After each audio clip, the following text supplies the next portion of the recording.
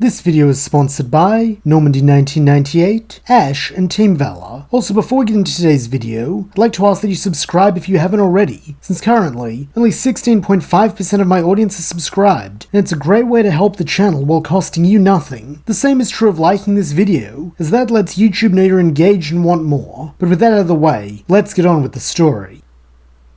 18 months have passed since Metal returned to Scrapnik Island, and during that time, life has been good. This is not to say it has all been sipping motor oil margaritas by the beach, however, as much of that time has been spent repairing the island, and getting it back to the state it was in before Eggman's invasion. While no one holds him responsible for the actions of the Metal Commander, Metal still feels obligated to make amends, and so has worked tirelessly alongside his friends as he did during his early days here, though this time, they have had far more help. Chiefly Emerald, who is a great addition to the team as he can copy any skill he witnesses, meaning he can master any new task almost instantly. Not only that, but he has also become an integral member of the Scrapnik family, having taken to studying engineering with Sigma so that he can help in the repairs of any new badniks that occasionally wash up on their shores, as well as sparring with Scrap, who welcomes the Gizoid to challenge him as his father once did, and even discussing philosophy with Mecha, who has become even more introspective since his moment of temporary insanity aboard the Egg Fleet. However, Emerald is not their only helper, as thanks to repairing the warp point between Scrapnik Island and Angel Island, Sonic, Knuckles, Tails, and Amy have begun dropping in again as well, with the two Knuckleses competing to see who can work more efficiently, while Tails tries his best to repurpose the leftover Eggman tech to improve the Scrapnik's quality of life, and the Hedgehogs just provide aid where they can.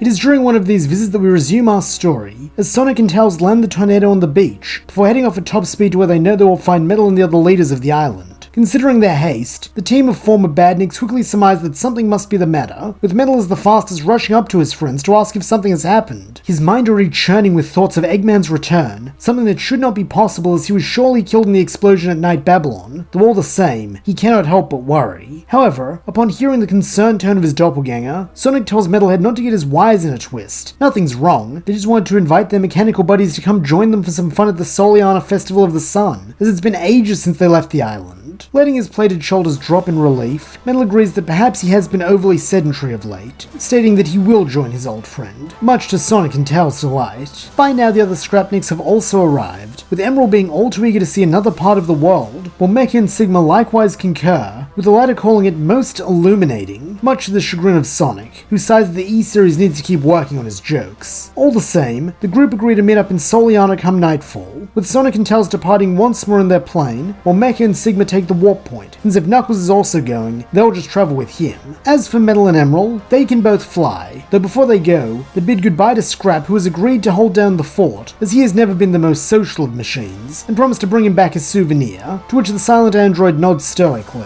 though Metal suspects he sees appreciation in those compound eyes. With this out of the way, the father-son duo take flight, soaring low over the water at first as they spot the first of their neighboring islands coming into view. Excitedly, Emerald challenges his dad to a race, causing Metal to muse that the beige bot has been spending too much time with Sonic, though perhaps it is his own competitive streak that Emerald is picking up on, as with a nod of his blue head, Metal cranks up the power output of his jet engine, causing him to rocket forward. However, this is not enough to secure him an easy victory, as by virtue of his Gizoid powers, Emerald simply copies this, allowing him to catch up with Metal and even begin pulling slightly ahead. Looking over at his son, Metal praises that Emerald is as impressive as ever, though he wonders if he'll be able to keep up with him at his true top speed, as with a heavy whirring, his engine begins building up power. Having never seen his father go all out before, Emerald is not prepared for what follows, as with a sonic boom that kicks up water in its wake, Metal shoots forward, quickly reaching his previous top speed of Mach 6, before surpassing even that, rising to Mach 6.2,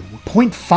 0.8, and then finally leveling out at Mach 7. By now the island goalpost is long behind him, though in truth Metal has all but forgotten about it in the rush that is hypersonic speed. However, this is not all that is on his mind, as through his Chaos Emerald radar, he can sense Emerald gaining on him, with his own speed rapidly increasing until they are neck and neck once more. Curiously, the Gizoid asks if Metal has any other tricks up his steely sleeve, though shaking his head, the Blue Bot replies that he doesn't, and that Emerald has truly grown to be his equal, unmistakable pride in his tone as he says this. From here, no more words are needed, as the duo continue tearing through the air at incredible speeds, united by their bond and their shared love of going fast. Finally, the island kingdom of Soleanna comes into view, and figuring the best place to make a soft landing without risk of hurting anyone is the beach connecting to Wave Ocean, Metal slowly eases off the acceleration and directs Emerald to follow him, with the pair zipping through the nearest canal while up in the streets people gasp and cheer, thinking this is part of the festivities. Due to these canals being a primary thoroughfare, the two androids do need to dodge the occasional float or barge, though being an agile pair, this is no issue, with them quickly emerging on the northern side of the town, where they're able to come skidding to a stop along the pristine sands of the beach.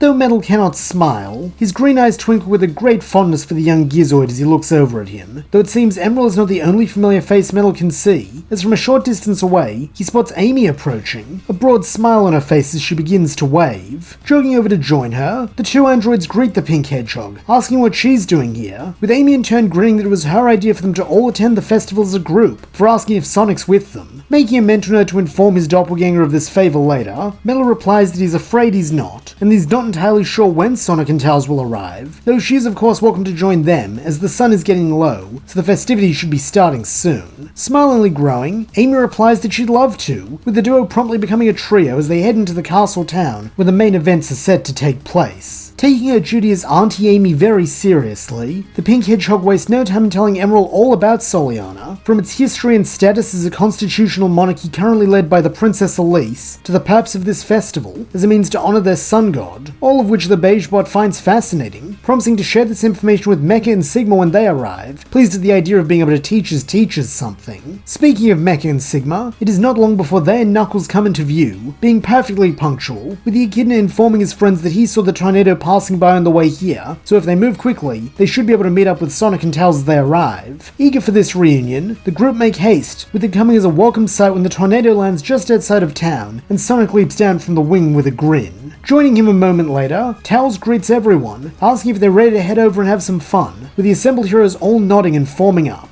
By now, night has truly fallen, meaning it's time for the opening procession, though before the group can gather at the canal's edge to watch the royal barge go by, Sonic states that he just needs to grab a snack, vanishing in a blue blur, and returning a microsecond later with the chili dog topped with what appears to be a pale yellowish relish. Curiously, Metal asks his counterpart what he has there, with Sonic explaining it's apparently called a Soliana Sun Hot Chili Dog with spiced applesauce, since the apples around here are a local specialty, though he's just happy someone was selling chili dogs. He then takes a big bite, and for a moment, everything seems off, as a sharp, piercing pain streaks through his back, while he suddenly feels and tastes something waxy on his lip, almost like lip gloss. Not only that, but he is also struck by a sense of elation and exhaustion, accompanied by a word he doesn't know, Solaris, and the sound of a candle being blown out. Though, an instant later, it is gone, and he is back with his friends, just as Princess Elise's barge comes into view. Spotting his perplexed expression, Tails asks his best friend if everything's okay, though with a grin, Sonic shrugs that he guesses that chili dog must have had more of a kick than he expected, scarfing it down in 2 more bites, then settling in to watch the main event.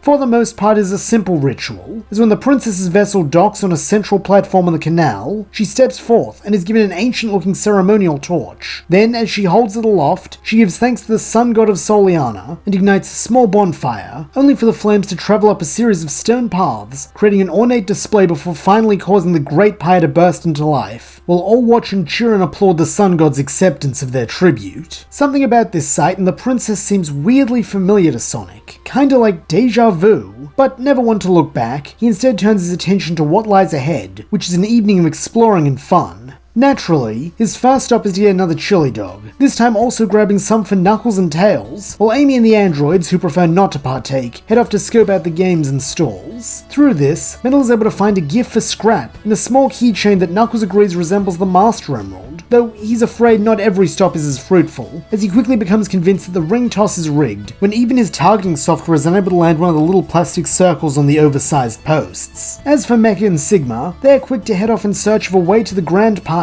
wanting to inspect its design, while Amy accidentally breaks a whack-a-mole machine in her desire to show off to Sonic. Nonetheless, it is a fun night had by all, so much so that it comes as something of a surprise when Metal's internal chronometer informs him that it is nearly dawn. Figuring the logical thing to do is call it a night, especially since his organic friends do require sleep, the Bluebot gathers up the others to make his suggestion. Though it seems as if the party could very well go on until dawn, Amy and Tails are inclined to agree with Metal, with it ultimately being decided that it is time for them all to head home. At least, that is the plan until Sonic lets out a shocked exclamation, with this causing his friends to follow his gaze skyward, and as they all lay eyes upon the source of this outburst, they are struck with the same thought, that their time of peace is definitely over.